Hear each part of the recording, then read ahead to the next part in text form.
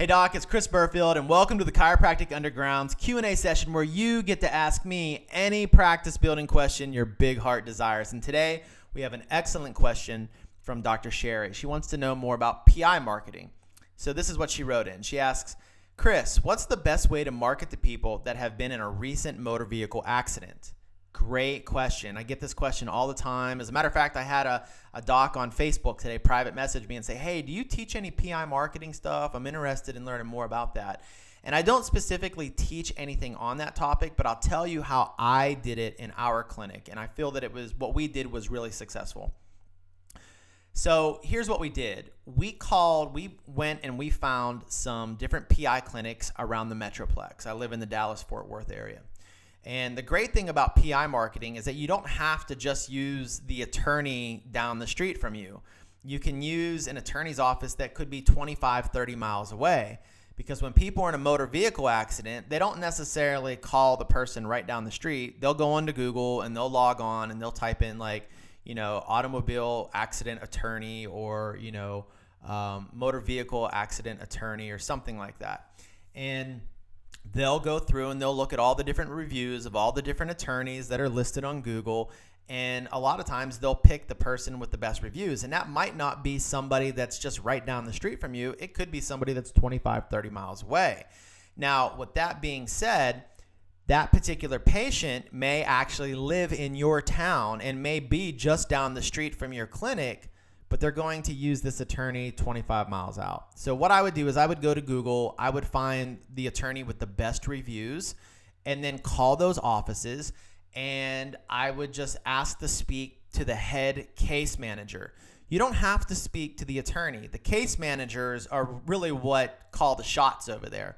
So you want to build a strong relationship with the case managers, especially the head case manager. So you'll call them up and say, hey, I'd like to speak with your head case manager. My name's Dr. Sherry, and I have patients that come into my office from time to time, and while they're getting treated, sometimes they end up in an automobile accident, a motor vehicle accident, and I don't really know who to refer them to. I don't know what attorney to send them to, so I wanted to see if maybe I could bring lunch by for you guys over at your facility, or if you're speaking to the head case manager, or say, hey, I would maybe like to take you out to lunch, however you want to do it. If you want to sport lunch for everybody, there could be 4, 5, 6 different case managers in there. There could be 25 or 30, depending on the size of the clinic, size of the firm. So what you want to do is you basically want to ask if you can just bring lunch by or take them out to lunch and just learn a little bit more about their facility, because you have patients that you're looking to refer.